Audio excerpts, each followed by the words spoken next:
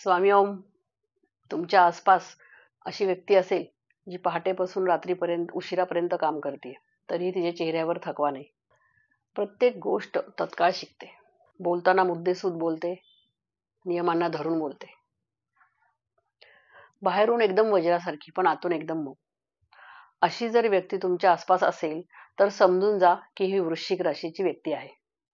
आजच्या व्हिडिओमध्ये आपण वृश्चिक राशीविषयी जाणून घेणार आहोत. त्यांचं व्यक्तिमत्व, त्यांचं करिअर, आरोग्य, नातेसंबंध आणि त्यांच्यासाठी काही खास उपाय आहेत का.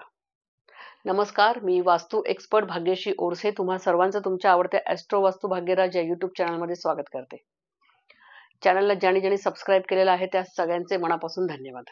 ही राशी चक्रातली 8वी रास, त्यानंतर यांचे स्वामी मंगळ, चिन्ह विंचू आणि ही जलतत्वाची रास असते. हे खूप खोल, गंभीर, विचारशील, जबरदस्त निरीक्षण शक्ती, दुसऱ्याचं वर्तन हे सहज ओळखतात. यांना सहसा कोणी पटकन फसवू शकत नाही. खूप ठाम असतात. एखादी गोष्ट ठरवली तर मागे हटत नाहीत. मुद्देसूद बोलतात, नियमांना धरून बोलतात. महत्वाकांक्षी असतात, धाडसी असतात, स्वतंत्र विचाराचे असतात, मेहनती असतात.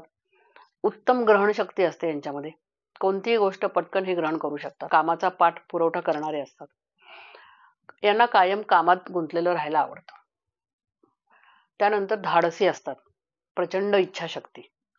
आता आपण करिअर कोणतं बरं करू शकतात हे ते पाहूया.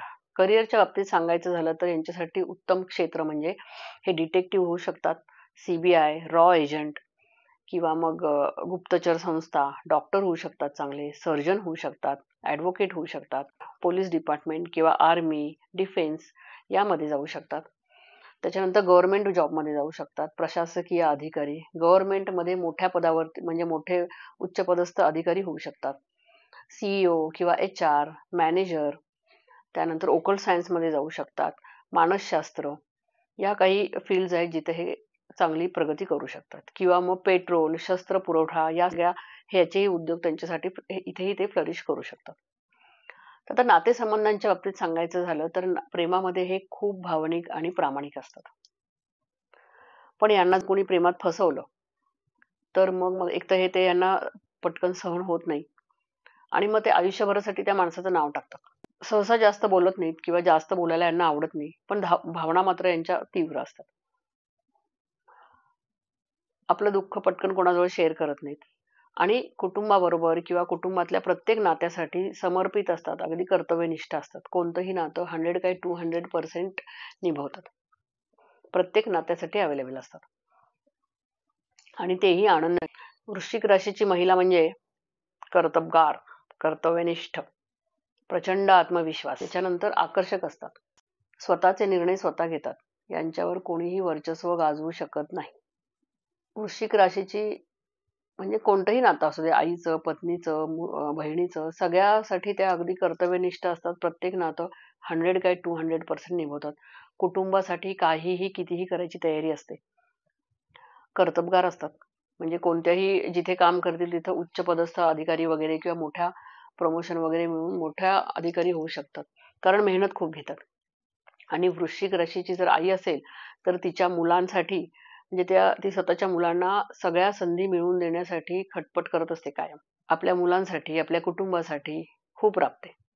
म्हणजे वृश्चिक राशीच्या महिला ह्या खूप कर्तबगार आणि स्ट्रॉंग वुमन असतात. आरोग्याच्या बाबतीत सांगायचं झालं तर एकतर यांनी हे कधी आपलं स्वतःचं दुःख कोणाबरोबर शेअर करत नाहीत. त्यामुळं काय होतं, भावनांचा कोंडमारा.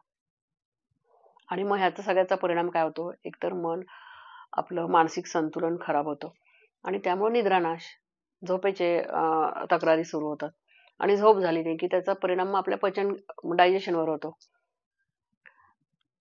मूतखडा किंवा मग पाणी जर बदललं, पाण्याच्या बदलामुळे यांना म्हणजे ॲलर्जिक अशा काही गोष्टींचा त्रास होऊ शकतो. सर्दी, खोकला म्हणजे कायम सीझन बदलला की सर्दी वगैरे असं, किंवा वातावरण बदललं की सर्दी होणे आणि मन मोकळं न केल्यामुळे मनाचा कोंडमारा आणि त्यामुळे अर्थातच मानसिक किंवा एन्झायटी, स्ट्रेस या गोष्टींना यांना सामोरं जावं लागू शकतं. तर यांच्यासाठी शुभ रंग कोणते तर लाल, मरून आणि काळा. शुभ अंक 9 आणि 1. शुभ दिवस मंगळवार आणि गुरुवार. उपाय सांगायचे झाले तर यांनी मंगळवारी हनुमान चालीसा म्हणायचं. खरं तर रोजच म्हणायचं, पण ॲटलिस्ट मंगळवारी म्हणायचं. त्यानंतर मंगळवारी आणि शनिवारी मारुतीच्या मंदिरात जायचं. हातामध्ये तांब्याची अंगठी घालता आली तर घालायची आणि घराच्या उत्तर भागामध्ये तांब्याच्या पात्रामध्ये पाणी भरून ठेवायचं. आणि सगळ्यात महत्त्वाचं म्हणजे भावना व्यक्त करायच्या. म्हणजे आपल्याला दुःख होऊ सुख होऊ जे काय असेल ते व्यक्त व्हा आणि मोकळे व्हा. म्हणजे मग तुमचा मनाचा कोंडमारा होणार नाही. तर असा वृश्चिक राशीचा व्हिडिओ आवडला का तुम्हाला? आवडला असेल तर तो जास्तीत जास्त लाईक आणि शेअर करा. माझ्यासाठी काही प्रश्न असतील किंवा सूचना असतील तर मला कमेंट करा. आपण लवकरच नवीन व्हिडिओमध्ये नवीन माहिती घेऊन भेटणार आहोत. तोपर्यंत धन्यवाद.